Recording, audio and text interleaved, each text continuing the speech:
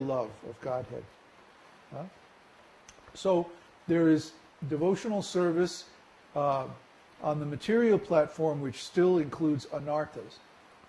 Then there's devotional service on the spiritual platform, which is pure, but still not mature. And finally, there's devotional service which has matured. I could make the example that the first stage is like the blossom on the tree. The second stage is like the fruit, but still in growing stage. And finally, when the fruit is ripe, sweet, relishable, then that's the perfection. The fruit is there even in the growing stage, but it's not mature. It's not ripe yet. So pure devotional service is there even in the second stage, madhyamadhikara, but it's not yet mature. So it can't deliver the actual enjoyment that we're looking for, or that Krishna is looking for. But when we reach that pure stage, then automatically the Lord appears and blesses us. And he may appear for an extensive time like he did with Prahlad, or he may appear just for a few moments like he did to me and other devotees. Like Narada Muni. When Narada Muni attained Krishna Darshan, the Lord appeared to him just for a few moments. And he said, I'm very sorry, but I'm not going to be visible to you for the rest of this lifetime. And then he disappeared.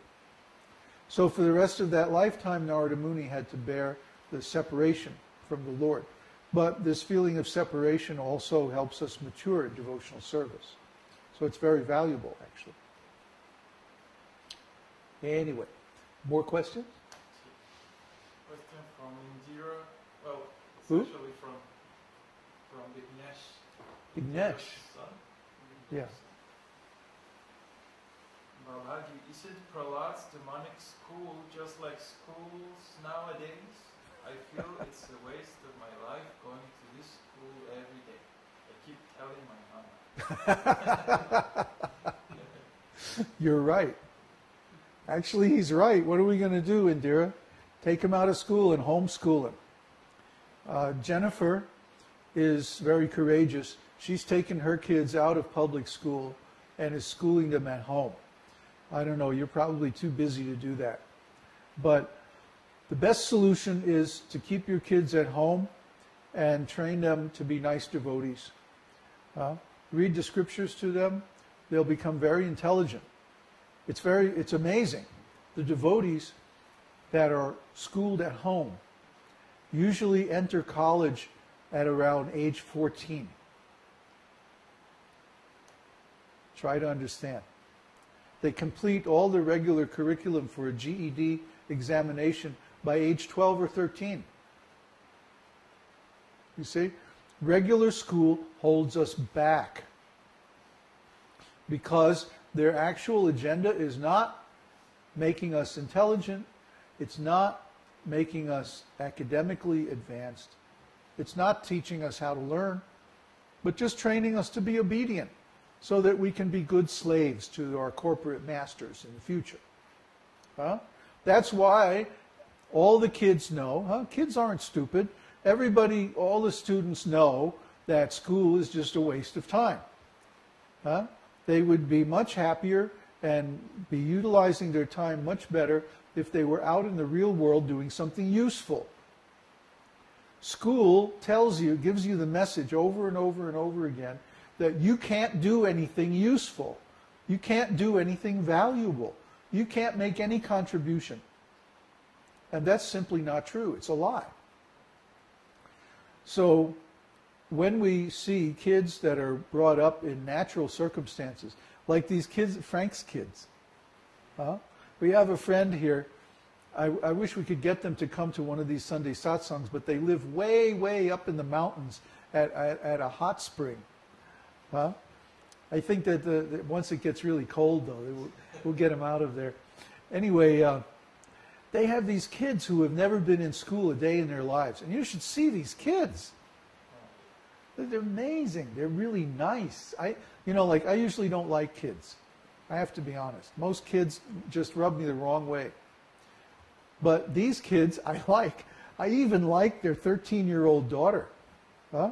Most 13-year-old girls are like scraping fingernails on a blackboard to me. They're just excruciating. They're like impossible to be around. Huh? But this 13-year-old girl is like, she's normal.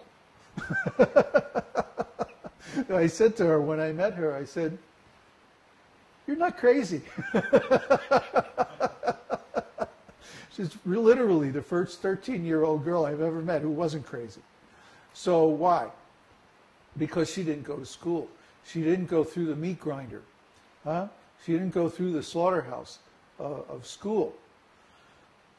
The best thing you can do, like Kṛṣṇa Prabhu was saying the other day on the forum, when they come home from school, you do your best to repair the damage. That's the best that we can do. If we have to send them to public school, that when they come home, well, okay, what happened at school today? You know, well, the teacher said that I was cheating because I was using a slide rule, you know, programming in Fortran, and solving my math problems by astrology or something. You know, the teacher will always be upset if you don't make enough progress in your lessons and you get behind the schedule. But then they really get upset if you make too much progress in your lessons and you get ahead of the schedule. Oh boy, you want to see a teacher get angry? You want to see a school superintendent get angry? Learn calculus in the 5th grade. That'll make them angry. I have this personal experience. And then when I read Gatto, he confirmed this, that the people who are hired for school administration are stupider than the teachers. The teachers, school teachers, the rank of their occupation on the graduate record exam is something like 18th out of 20 or something. They're 18th by occupation. Out of 20 occupations, they're 18th. I think the only lower one is psychiatrists or something like that. But the school administrators don't even show up on the scale. It's like the school administrators are even stupider than the teachers on the GRE. So we can understand that this is a system that is programmed to produce failure. The bosses are stupider than the workers. Well, that's a very common thing, actually. But the people who design the educational system are very, very smart. They know what message they want to send to the students.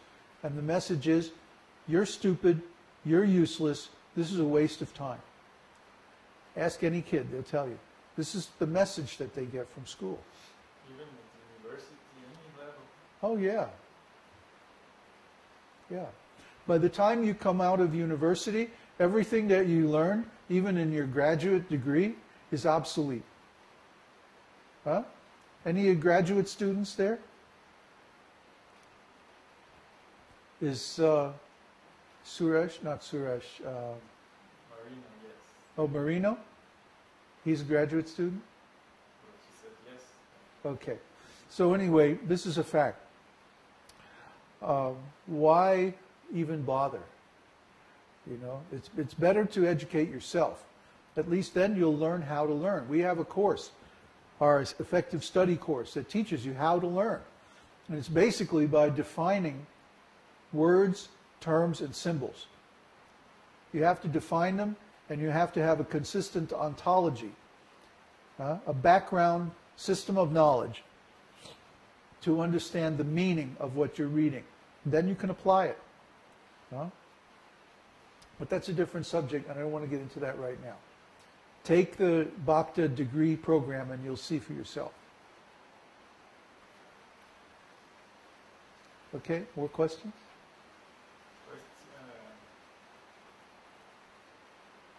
Indira commented after all that she's doing that, repairing the damage after the school, and she taking his son to lead the Krishna Stories program, so Ah. he can narrate to other kids. Very good. Yeah, that will help a lot. Question from Tio Palad. What's his last name? P-A-L-A-D-E, Palade. Huh? I guess. So, can you make any prediction on what would happen to someone who would chant the holy name 6 hours a day for 6 months? Some progress or changes you can expect that would most assuredly happen?